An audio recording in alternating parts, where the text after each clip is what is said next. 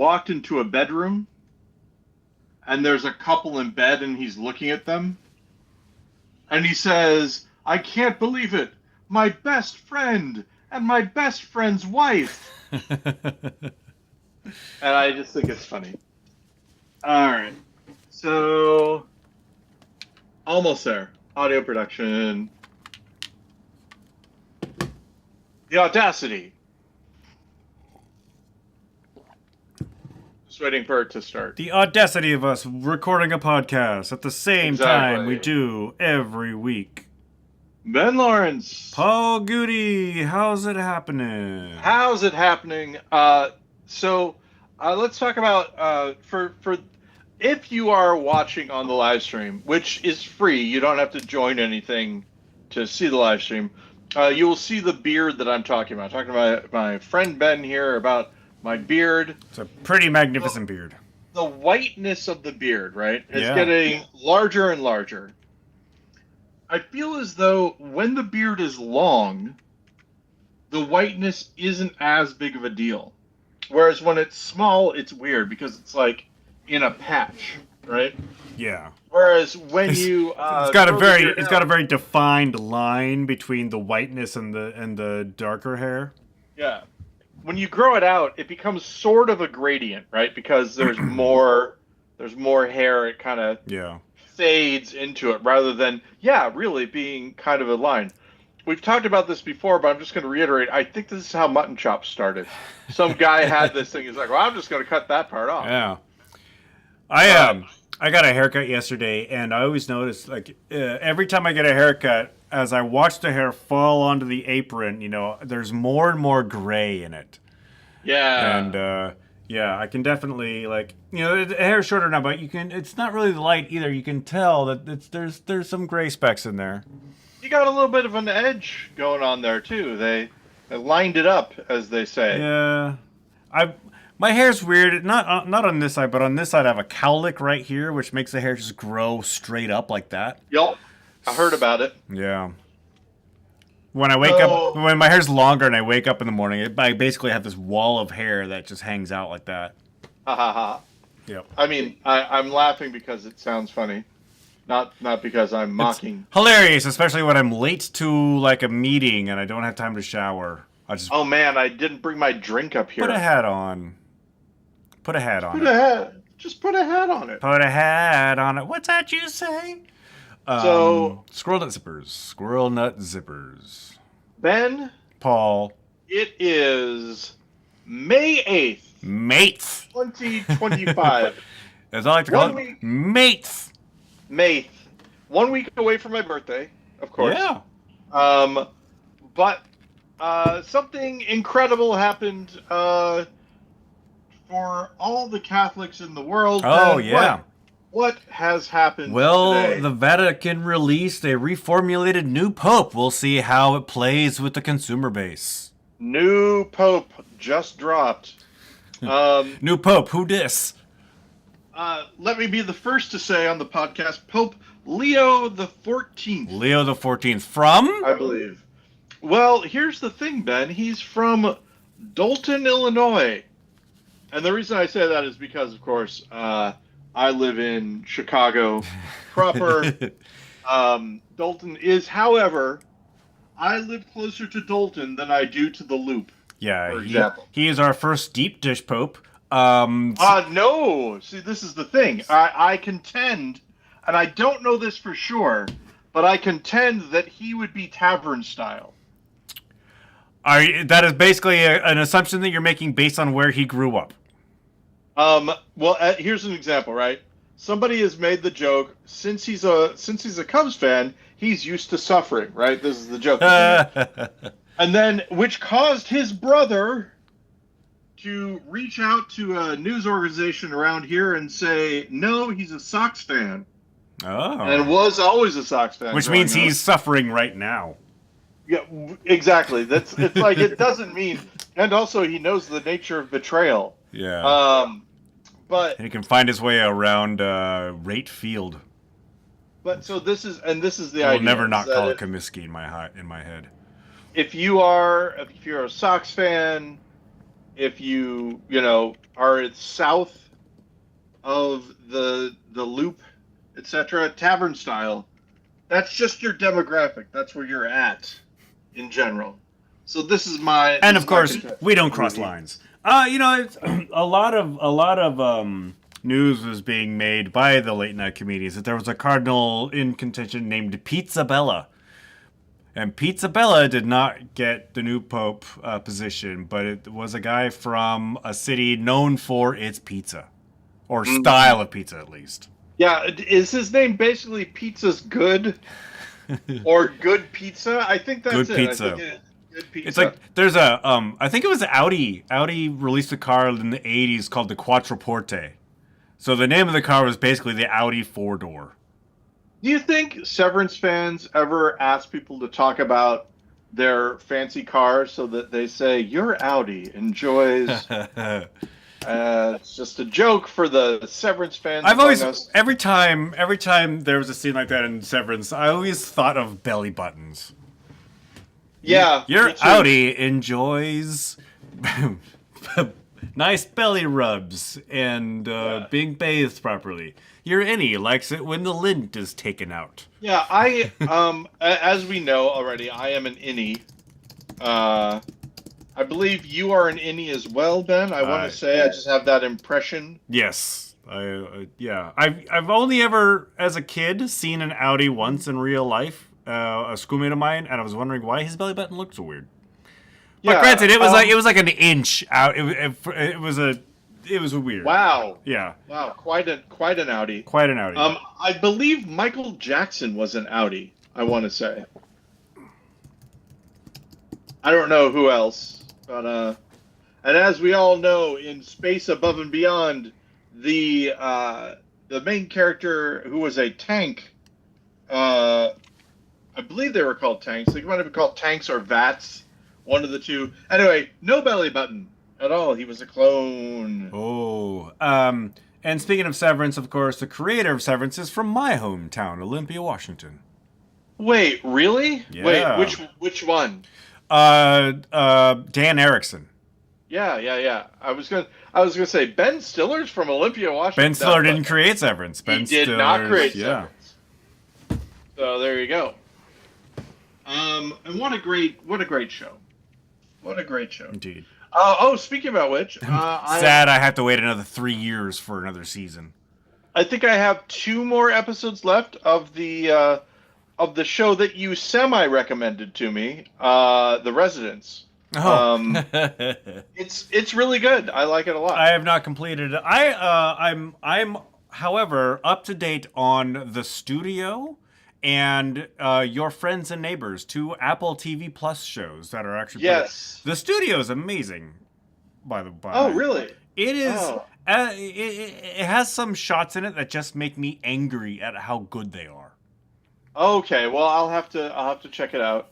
I've got that. I have started watching Your Friends and Neighbors, but I've got the what is it? It's called the Ethernaut. I don't know how to pronounce it correctly.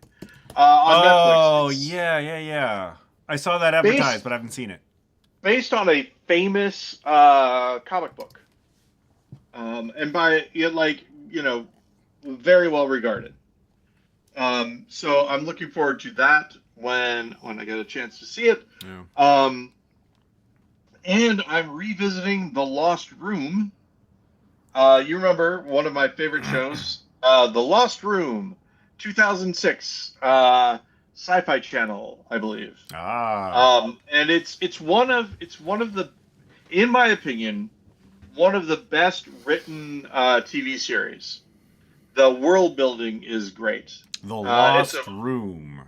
It's a world where there are these objects, and each of these objects has a strange power, and there are these people who are kind of built around it. Do you remember the TV show Warehouse 13?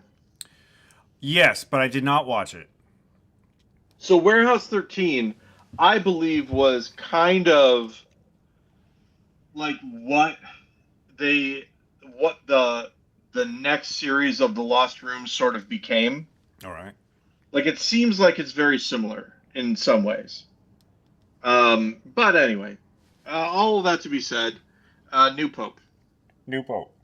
And so now we've got that first American pope, Yeah. and it feels weird. Robert somebody. Well, it's as far as I'm concerned, it's Pope Leo the 14th, Ben. This is part of the thing. I never have to remember his name. Yeah, you're right. I'm pope naming him. Yeah. Wait, hold on. Because you can't. I wouldn't say that you're pope naming him because Leo the 14th Is his is pope his name? pope. Yeah. Yeah. So I'm human. So you're like cardinal naming. well. Oh boy! Wow. Wow, Ben. Yeah, cardinal naming, yes, but human naming. Pope's not human. Apparently, let's. Pope is infallible, ascends above all others. And that's gonna be weird. I gotta say, and I think you'll agree with me about this. Somebody said, "Do you think that he became the pope? They made him the pope to appease Trump?" And I'm like, no, no. How's that logical? There is no. There, I was about to say there is no appeasing him. What I mean is, I mean, it's kind of true. Uh, but what I mean is, no, you're the Pope. It's like it's one of those things about like when they were putting more judges on the Supreme Court, right? Yeah. And somebody was like, "Oh, well, now they're going to be beholden to him." Well, sort of, but no. Once you become a Supreme Court justice, you're not like you're you as a president putting in a Supreme Court justice, you're trying your best to get the person who will do the stuff you want, but there's no guarantee once you give them that power. I mean, you would hope. Like, the Federalists recommended all of these judges to Trump, and that's why they've been selected. But, so there's a loyalty test that I'm sure he has or wants to have with those judges that he appoints. Yeah. Yeah, and so one would hope that they take the law and the Constitution above favoritism towards the current president. Yeah. I mean, that's the thing, right? You as a Supreme Court justice, right? You got to be some kind of law nerd in order to get to that point, I think. So we'll see. Oh, was Amy Coney Barrett a law nerd? She didn't even bring notes to her confirmation hearing. Proudly so. Can I tell you that I don't even know who that is? Because I keep it wrong, Ben. Is she a newer judge? She is the most recent Supreme Court justice. Yeah. See, nope. No notes. That's how I rolled when I was in college. Hence, I don't know who the name of or what the name of the latest Supreme Court justice is. You don't do that horrible thing that I do, and that's listen to primarily political podcasts on your commute. Well, you don't have a commute, but I walk. Yeah. On my walk into the theater, I tend to listen to the talkies. No, I do not. Yeah. I listen to comedy podcasts when I listen. So, okay, the podcast I'm listening to right now, Comedy Bang Bang.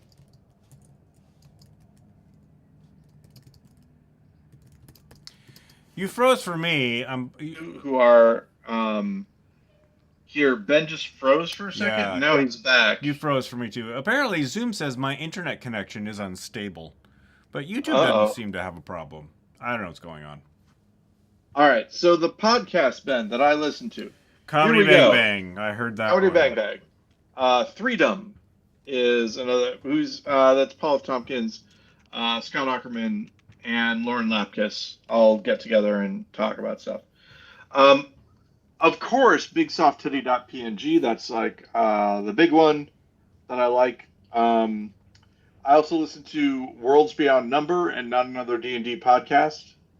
I listen to the Auntie Donna podcast, and that's Hello from the Magic Tavern, obviously. I sometimes forget to mention it because it's ubiquitous. And then I feel like sometimes I listen to Hollywood Handbook, sometimes I listen to Dragon Friends, and of course, no such thing as a fish, which you're familiar with, I think, Ben. It's the people from QI. And I can hear Ben. Okay, there he is. No. So QI. So that's Sarah Toxvig, not Sarah. Susan Toxvig. Well, it's the people that work they're called the elves, the QI elves. They're the people who find all the facts for the show. You mean Stephen Fry didn't just automatically know all that stuff? Yeah, hard to believe, but true. I saw an episode of Whose Line Is It Anyway last night that had Stephen Fry and Peter Cook. So, wow, like an older version. Yeah, obviously. Season 1. Like I think it's on Prime, and I started because I loved the show when I was like in high school, right? The original British version with hosted by Clive Anderson. And John Sessions. The regular, but he for some reason he just annoys me. I'm looking forward to the time when he's no longer a regular on the show. Well, it's interesting, and I brought him up for this reason. Like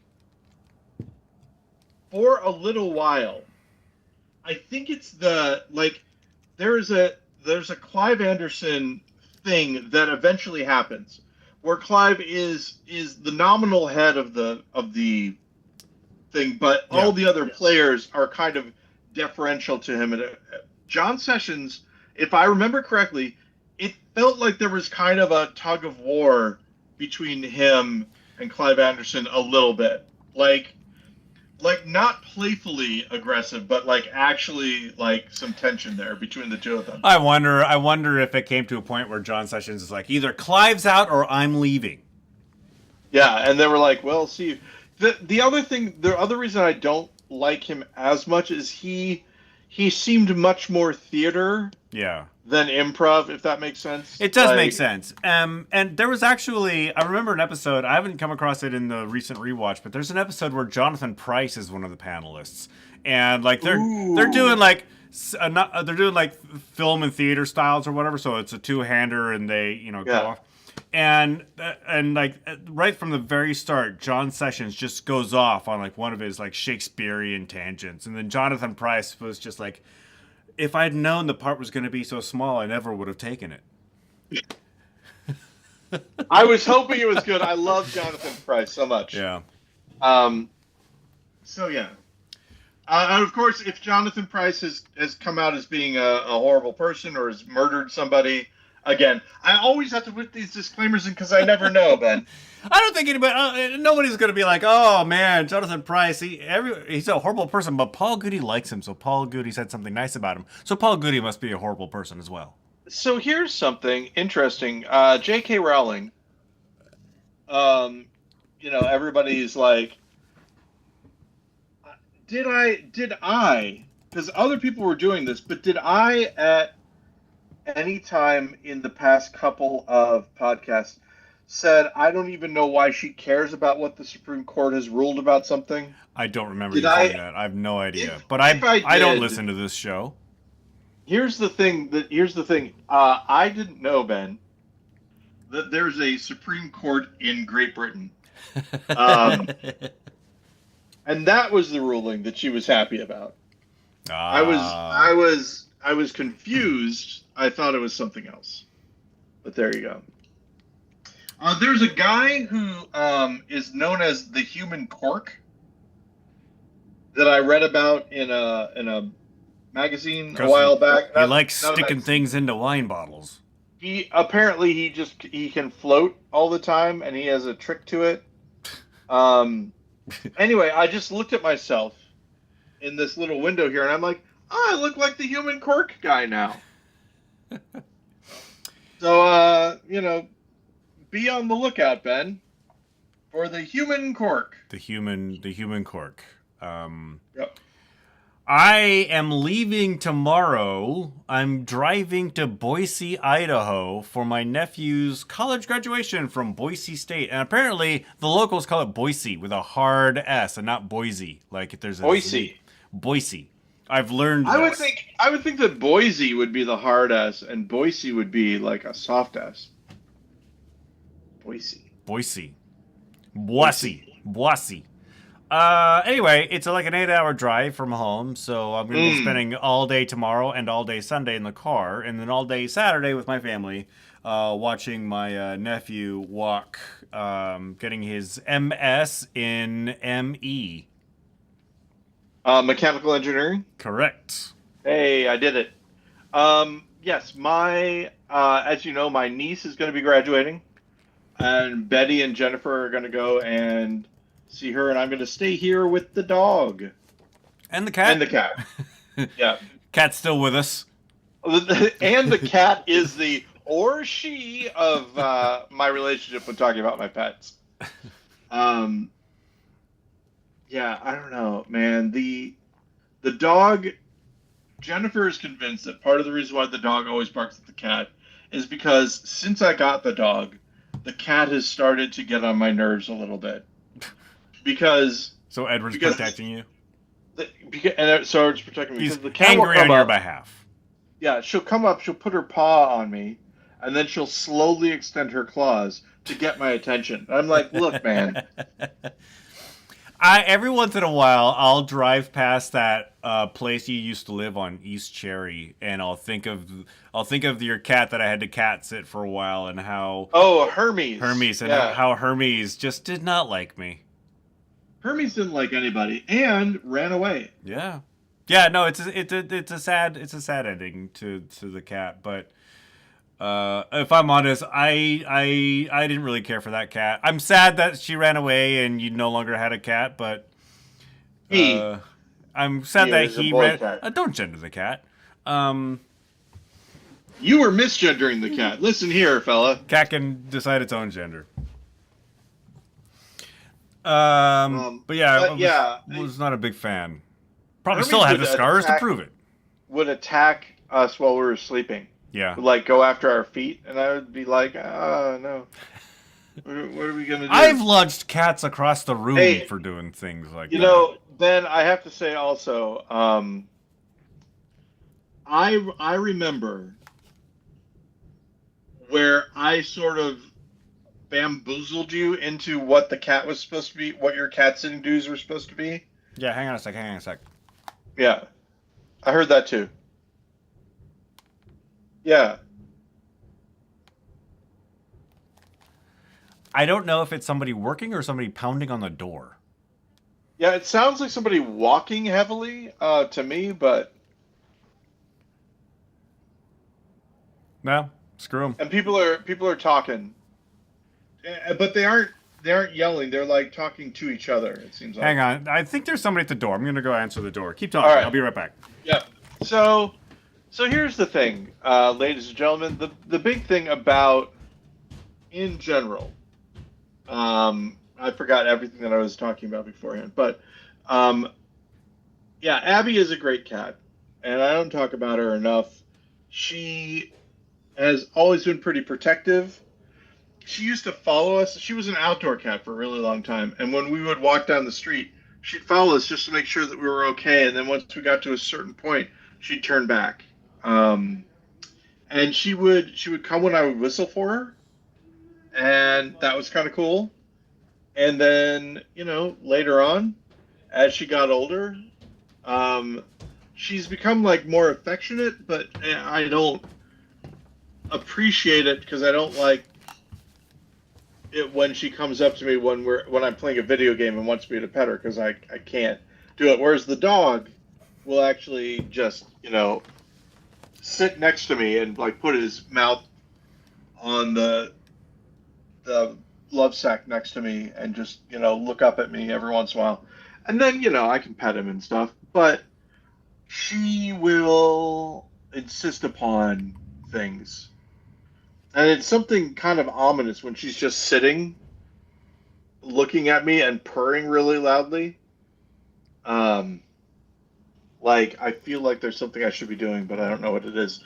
Hey, Ben, And was there anybody at the door? there was, in fact, now they are inside, and I can continue. Very, very good. Who was it? Or do we not want to say? One of the actors from the upcoming show. Oh, yeah, yeah, yeah. Oh, hey, speaking of other people, have there been any questions or concerns to us lately from any parties whatsoever? If you're talking about feedback about the show, the answer is no. I hardly ever check anymore because there never is. There never is. We have done a good job at isolating ourselves from any potential listeners. Catherine is a regular listener and Yes. wants to go see a movie at the Cinerama now because we were talking about the Cinerama. Oh, yeah, Cinerama is great. Yeah. And so she wants to go see a movie there before she moves away. Oh, where's she going? Well, I don't know if I should say, but she's going to graduate school. Hey, well, that is cool. That's, and I didn't mean necessarily what physical location is she going, just that, you know, a positive influence Yeah. on us and our craft, as it were. So very cool. Hopefully the podcast will make it overseas, and she will continue to listen during her studies. Yeah, that makes sense to me. If nothing else, as a sleep aid. You know, it's interesting. People are talking about this new pope and going, what does this new pope being from Chicago mean for the city of Chicago? And it's like, bragging rights? I don't know. Here's the thing. People in Chicago are definitely talking about it. So that's one of the things that it means. Topics of conversation. Yeah. Like, so as we know, I'm back on Reddit. There's a CTA Reddit, that's Chicago Transportation Authority. Yeah. And somebody just posted there, there is a really good chance that the Pope has ridden on a CTA train before. And it's like, yes. I'm going to say, and I know this sounds crazy, it's possible that a previous Pope has also done that. Maybe. They generally don't take public transportation when they visit. The Popes sometimes go to Chicago. And yeah, they're not going to make them ride the L. Is that right? Does the Pope not just walk around? No, in fact, there's a special car they have. What's the worst that could happen? How do you think the Pope gets his drugs? For those of you not familiar with the 20th century, there was a police officer, several police officers probably, who had to investigate the Pope being stabbed in public. It happened. Pope got stabbed in public. I don't recall this. Oh, yeah. Pope John Paul II? I believe it was Pope John Paul II, but maybe it was a different Pope. Stabbed in public. Stabbed in public. As opposed to stabbed in private. Listen. He stabbed himself. There's a thing that Jennifer and I keep on saying back and forth to each other, which was and this is way back when, I forget where we were living, but there was an article that talked about someone getting stabbed in the meat department, and Jennifer immediately said, "I'll stab you in the meat department," and so now we say that every once in a while. Point on the meat department where the person stabbed you. Exactly, yes. Oh, man. I really... I talked about how I had these cords and how I wrapped them up so that they were no longer dangling and making it difficult for me to do my work. And they really got untangled. I'm putting them back. I appreciate a good organized cable system. Yes, me too. And this isn't great. What I've done here is not in any way, shape, or form the standard that I am used to. But there we go. All right, so let's see. I didn't bring, like I said, I didn't bring my drinks, and so it is a half hour of recording. We are halfway And through you are the. simply parched. Do you need I to go am. up and I am get parched. No, your I glass am of water? no, sir. I am going to You know, continue to barrel go. It's through. just I'm almost through my interesting. entire big blue cup of water here. I have this, of course. Protein puffs have arrived again, and I know what you're saying, Paul. Have you eaten through other cans of protein? Well, yes, I have And been. you keep the dead soldiers to prove it. I don't mean to. It just sort of happens. The maid hasn't come by in a while, so Oh yeah. Okay, Ben. Listen, it's about it's the plot of Bosom Buddies, but it's about members of La Cosa Nostra who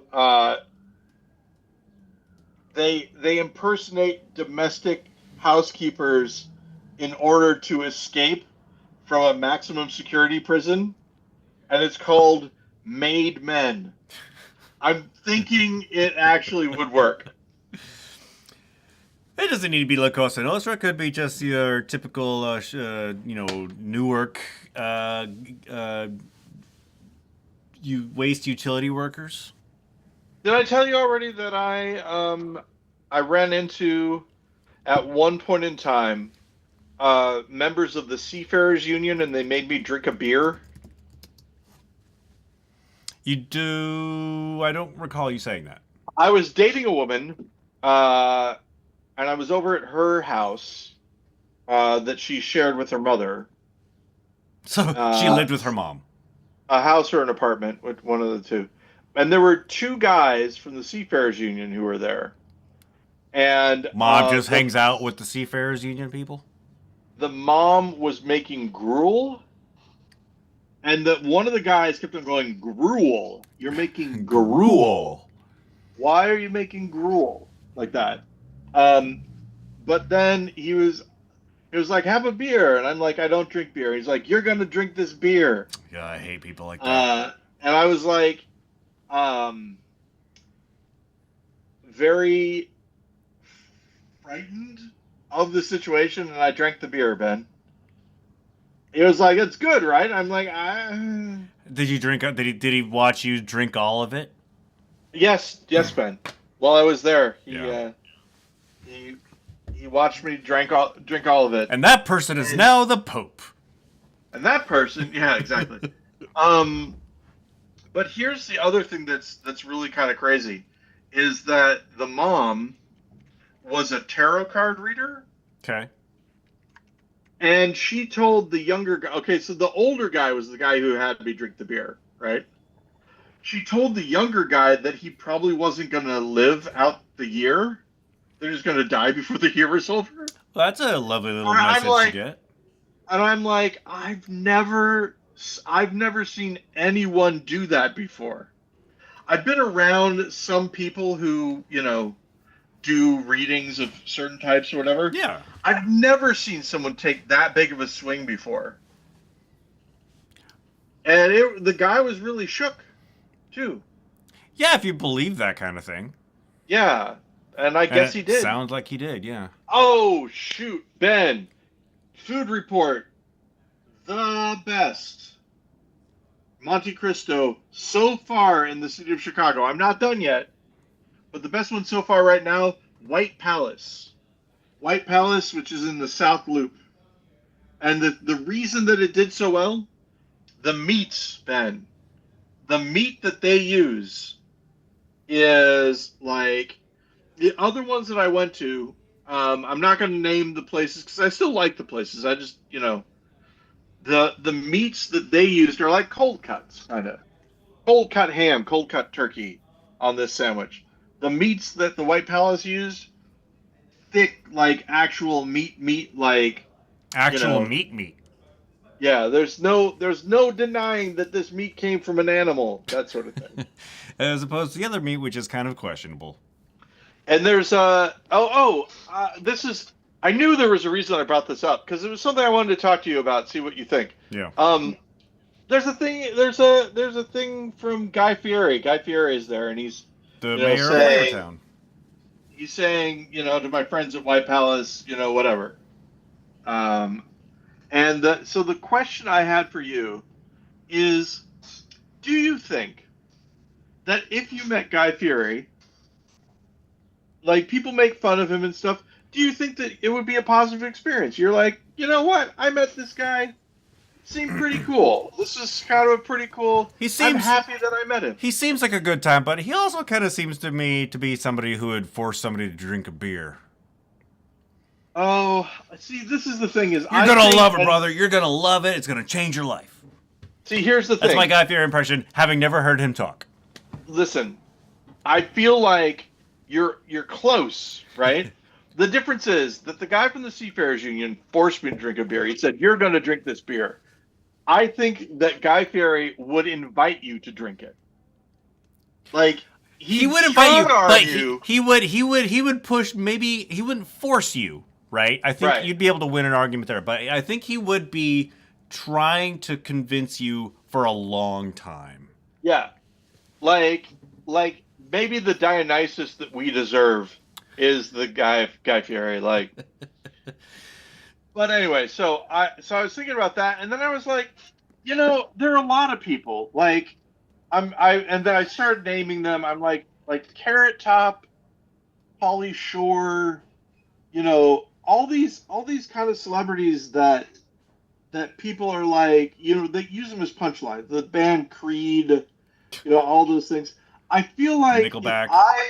if I ever actually like met the people who were that that caliber of sort of celebrities, sort of mocked, that kind of thing. Yeah, I feel like I would have I would be okay having met them. Would be like, oh, that was pretty cool. I met this guy.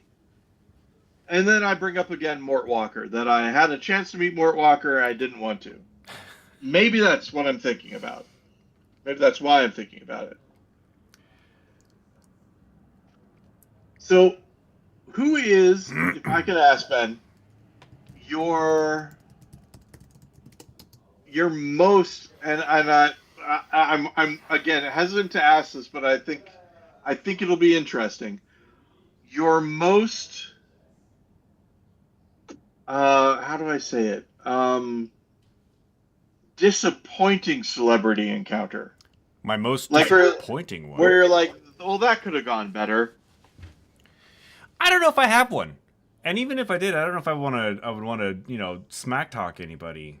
I've had very few celebrity encounters, and the ones that I have had have been mostly like I met Bruce Springsteen once, right? But during a day where he met thousands of other people and took their pictures, right? So my interaction with him was very brief and very efficient. But he was a nice guy, slapped me on the back and said thank you for coming to meet him, and I'm like, you're the boss. Well, that's awesome. That is really cool. What were the circumstances?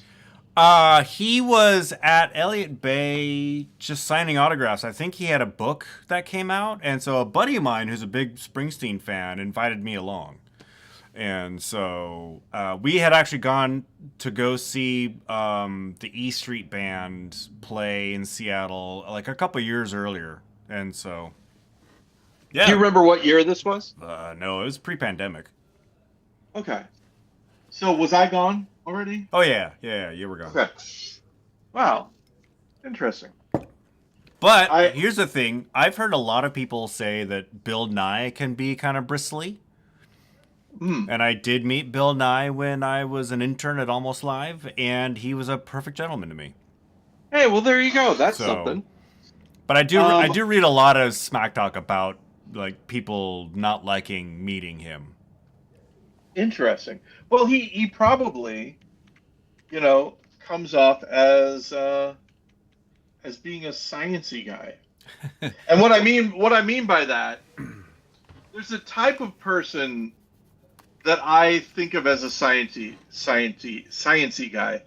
Um, you remember Boaz Frankel, right? Of course, I'm Facebook friends with Boaz. Boaz is kind of a sciencey guy. He's the most positive sciencey guy that I know. But what I mean by that is this: that um, if Boaz thinks something isn't true, or if he disagrees with something, he states it and he doesn't back down, and he just Yeah. is like, well, no, I don't think that's true, or no, not for me, that sort of thing. I have a couple of friends like that, um, and I like it kind of.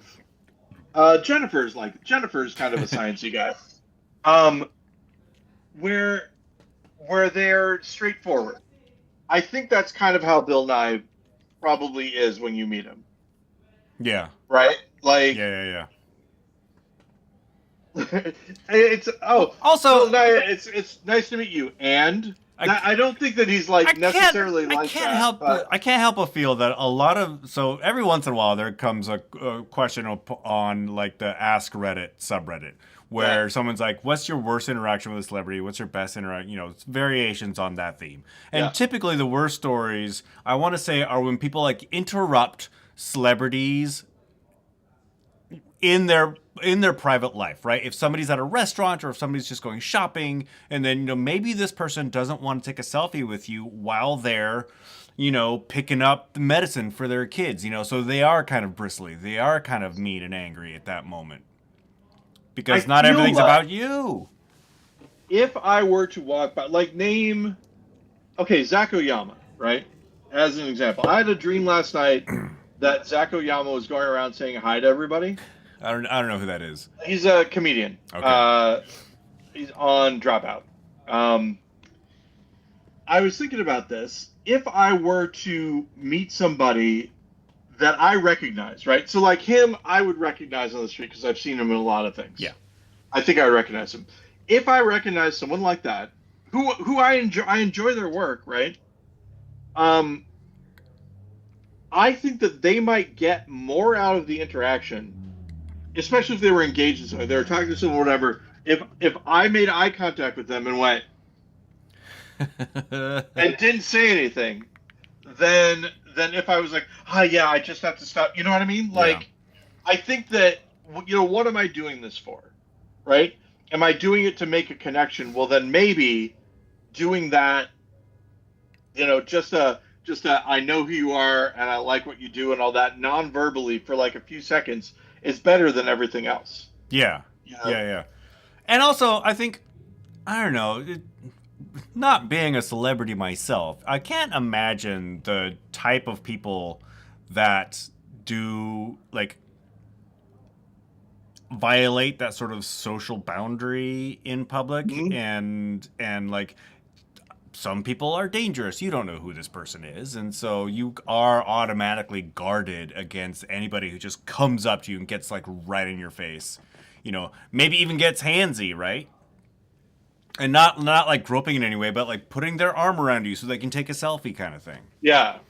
Even without asking you, that sort of thing happens to people. I've told this story before, but when I was in college, I went to Tower Records. That's how long ago it was when I was in college. I went to Tower Records, and Dave Grohl was in there just shopping for CDs. And I tried to like get up the nerve to talk to him. I purposely like stood right next to him and like thumbed through the Soul Coughing CDs, even though I already had all of them. And eventually I just like I didn't engage at all. I just left. And I think I made the right choice. I think so too, probably. I mean, the only times that I have been in that situation on the other side was during the brief run of Low Work on Bravo. Yeah. When there were two specific times. One was in the Pike Place Market, and the other was oh God, where did we go? Where did we go to get the chub? Let's throw a fish at Joseph. Oh, Wajamaya. Yeah. Oh, really? Yeah. Oh. Have you not watched that video? Well, I'm thinking now that I'm thinking of another place. We went all over town. We went downtown first. The point was Maybe the point was to go to the market, but it was Easter Sunday, and the fish stores were closed, so we had to go back to Wajimaya. so there's a parking garage Yeah. at a grocery store. Just Wajimaya doesn't have a parking Underground. garage, do they? Yeah, underground parking structure. That's where we filmed part of the video because they would not allow us to film inside. Well, that must have been where I was then. Okay, now I feel better. So I was in the Wajimaya parking structure with Jennifer, and there was a couple, and they saw me when they were walking by, and then they walked back, and looked at and stopped and talked, and it was cool, right? I was like, oh, that's neat. Now, if that happened, every time I went anywhere, Yeah. I don't know if I'd feel the same way. Like, I've not been approached by anybody who's recognized me from 10 Things, but I did go to the garage once after I closed the show at Rebar called Brent or Brenda, and it was like a week later. I was going to meet some friends at the garage, which for people who don't live in Seattle is like this really overpriced hipster pool alley or bowling alley pool hall kind of thing, right? And I walk in. And this girl, she comes up to me. She says, "Were you in Brent or Brenda?" And I'm like, "Yeah." She was like, "I love that, yay!" And then she left to go meet with her friends, and it made me feel really good. It, also helped that she was cute and I was single, but it really made me feel good. So you of course need to, and when I say you, I mean the listener need to know that I did in fact. Mentioned to Ben about how much I liked his part in the 10 Things About. I didn't see 10 Things About You, 10 Things I Hate About You, but I did see the trailer. Right. And his part was the funniest part in the trailer. And I saw it when I was in Canada, and I said to the person I was living with at the time, I don't need to see this movie. That's the best part. And have you seen the movie since then? And do you still hold that opinion? I stand by my word, Ben. No reason for me to see it. The best part. That movie's 26 years old now. That's crazy. That is super crazy. So we've known each other for 25 years then. Did you show up in 99 or 2000? Oh, yeah. So I guess 26? Yeah. Yeah, because I showed up in 99. Because it is May. The year is almost half over. Yeah. In fact, I want to say that when did The Phantom Menace come out? I think that was 99 as well. No, I mean, what month did it come out? Oh, God, I have no idea. Because I saw it opening night. And again, wow, what a letdown. Oh, so sad. But some people really love it. It's millennials. I kind of wonder if George Lucas has a point where he says the movies were made for children, and all the people who fell in love with the movies when they were children are disappointed in them as adults because they're watching a movie made for children. Yeah. And children, on the other hand, love Jar Jar, love the Phantom Menace, But you get middle-aged white dudes like me who, and I'm not speaking about me, but people like me who, if a piece of pop culture doesn't jive with what I think it should be, then obviously it's a terrible piece of pop culture. Yes. I think that we've talked about this before, how canon can be a big problem. When I was a kid... The Phantom Menace was released the day after your birthday. Hey, well then, there you go. Yeah, so I was... Oh, that was just an LA premiere. It had a wide release on May 19th. Okay, so I was in Seattle. I was in Seattle on my birthday, I believe. I think that I... Was that when you moved to Seattle? Yeah, May of 1999 was when I moved to Seattle. So, wow, that would have been 26 years ago. 26 years ago. This week. This week. Yeah. Kind of crazy. I'm glad that I'm now in Chicago. I would have liked to have stayed in Seattle. maybe there's a way it could have happened, but at the time there was no way that I could have thought of. And I believe that I'm in a better place now. Yeah. Oh no. Um, oh, I'm definitely in a better place regarding Emotionally, not mentally. location, Yeah. but financially and all that stuff. Totally. Um, so that's good, but man, oh man, Ben, I gotta say, I feel like, oh, I remember what I was gonna mention. Um, we had talked a little bit about The Last of Us, the TV show. Yeah. Um, and for some reason, Reddit started showing me The Last of Us 2 subreddit things, Okay. and it is kind of amazing. Like, Last of Us 2 video game or season 2 TV oh, show? this is the thing. Last of Us 2 is what it was, right? Yeah. That was the name r/Last of Us 2. Okay. And it's all about people hating the TV show. Jesus Christ. Um, and Speaking of toxic fandom. I thought that people really hated the TV show, like everybody. And then I got out of that and saw something. And the reason I saw this, there's a thing called acting.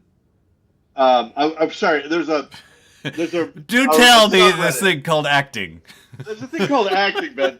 Don't know if you're familiar about it. Let me just give you a couple tips. Inform me, please. There's a subreddit called acting, Okay. and somebody posted something. You know how you can post something from another subreddit into that subreddit? Yeah. So someone posted something from The Cross-posting. Last of Us 2, and said, "Can someone who is better at acting explain to me why this scene is so bad?" Okay. And all the people in the acting thing are like, "This isn't a bad scene. I don't know what you're talking about." And then somebody said, "Oh yeah, stay away from that sub. It's the conservative, anti-Last of Us Do you know thing." what? And so, Do you know what scene it was? um, yes. Possible Last of Us spoilers All coming right. up. Yeah, definitely Last of Us spoilers, I think. Okay, so Joel has just been killed. What? No, you're kidding, right? I am kidding. Of course, I'm all caught up. Okay. All right. So I've Joel never has played the just been video game, killed. so I don't know where the show goes, Yeah. but I am caught up on the TV show. So Joel has just been killed, and how is that, by the way? Fun. How is it? What do you mean? Like in the video game, it's horrifying. It's and it's you're also like, "Ah." no, it's also horrifying in the TV show, especially since I had Yeah. no idea. Surprisingly, that plot point was not spoiled for me. I had no idea that was going to happen until it happened. And the same way in the game. Yeah, it just for whatever reason people are good in some cases. But then there's a thing where Ellie. she walks outside and she sees a dead girl and a dead older man, maybe. Okay. She sees two bodies and she stares at them, Okay. and that's it. Now the person who said, this is can you explain why this acting is bad? There's no music, there's no sound. It's just her looking at these two dead people. And I don't know if that's part of it, right?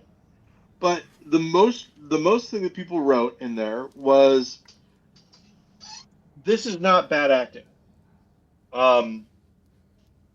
This is editing. This is a film, right? You're cutting between the bodies of the people and her looking, and nothing that she's doing is bad. So I don't know what to say, is what all these people were saying, basically. I honestly don't remember that And- scene. I thought they went directly from Ellie laying on the floor after watching Joel get murdered to being rescued by Dina and I don't remember young Mazzino is the actor's name, but they come and they take her back to Jackson. I don't know if it was immediately after. This is the thing, is somebody said, when somebody was talking about the thing, they're saying, she just saw, her Oh, I father see. figure get murdered or whatever. So it could have been like, So just in some scene of Bella Ramsey just like quietly like looking looking at dead people. looking at what looked like a dead young woman and a dead older man. Okay. Like this could have been me and Joel, kind of, Yeah. is what somebody was thinking maybe. But there you go. I mean, So they're someone was like, just taking the piss out of The Last of Us because they so are angry with it for some reason. they're like, well, there's no reason to watch this anymore. She's out of her depth. She can't act. All this kind of stuff. And Bella the thing Ramsey that actually uses they them pronouns. So the well, there you go. They can't act. This is not what they were saying. correct. But so this is the point, right? The point is that because of the way that Reddit was working, it was just feeding me that subreddit. Yeah. And so that's all I saw. If you had asked me, what do people think about The Last of Us Part 2, I would have been like, well, apparently people hate it. Um, no other diverse opinions, etc. So it's something I definitely need to watch out for. Yeah, that's interesting. Maybe you remember this, maybe you don't. There was a time during Donald Trump's first campaign for president where the subreddit r/the_Donald was like the toxic place to talk about Trump and his Uh huh. policies. And there was some, like, if you went to the all tab on Reddit, Uh at, huh. at one point, if you clicked on all, every single post on the front page was from that subreddit. Hmm. Interestingly enough, I just clicked on all recently, and all the information, all the posts were from Turkey, which is weird. That is weird. I don't know why. Maybe it's a certain high traffic time for Turkey. Watch next week. It's like, hey, well, now we know what was going on in Turkey, or something like it. Maybe it's a big thing. Oh yeah, Turkey being spelled interestingly. They've changed the spelling. Uh, Yeah. yeah, yeah, pretty cool. Couldn't do it if you asked me to do it right now. I couldn't. I think it's. Um, I'm gonna have to. I have to. it's got. I think it might have. Turkiye. Does the Y have umlauts? No, the U. Well, I mean, according to autocorrect on the text edit app, Yeah. just the U has an umlaut. Oh, that's why I knew that there were maybe umlauts somewhere. I wasn't sure. Yeah. So yay for Turkey. Well, I don't know, unless something bad has happened. Unless they've done something terrible, in which case. Yeah, exactly. Oh, it's exhausting, Ben. You just can't like anything or anybody these days. Yeah, it's true. They'll disappoint you. But speaking of Pakistan and India, Getting problems, into it. Yeah, they're getting into problems. I think both of them have nukes. I want to say. it. Oh yeah, yeah. There was a time a number of years ago where like it felt like very possible that the first nuclear war was going to be fought between one of those two countries. And it's starting to seem like that again. Jennifer pointed out that if something were to happen, if it were India who strikes first against Pakistan, that Iran may want to get involved, and if that happens, then whoa. Say goodbye to humanity. I mean, that's you. I know. I don't want to try to survive in a nuclear winter. Yeah, I you and am not built for that. for sure, grew up in a time when that was how the world was. Like we just knew that the world was going to end sometime. Well, as long as you hid under your desk, you'd be fine. Probably before we got out of high school. Yeah. When we were in grade school, we thought probably before we got out of high school. Then by the time we got to high school, we're like, oh, okay, everything's all right. Again. Yeah. Seems like. Clinton fixed it all. He was not bad. Oh, but I remember I was in I was in the dining hall in Columbia, Missouri, at University of Missouri at Columbia, when the first Iraq War was announced. They actually got over the loudspeaker and said it. So there you go. Fun times, Ben. And with that, Good times we were are had by at all. the Hey. end of the podcast. End of the hour. I'm very excited, Ben, because the next time we record this podcast, it will be Paul Goody's special birthday podcast. Oh yeah, you wanna have a show on your birthday? Yes, I do, Ben. All right. I think it would be great. I'm taking the day off of work too.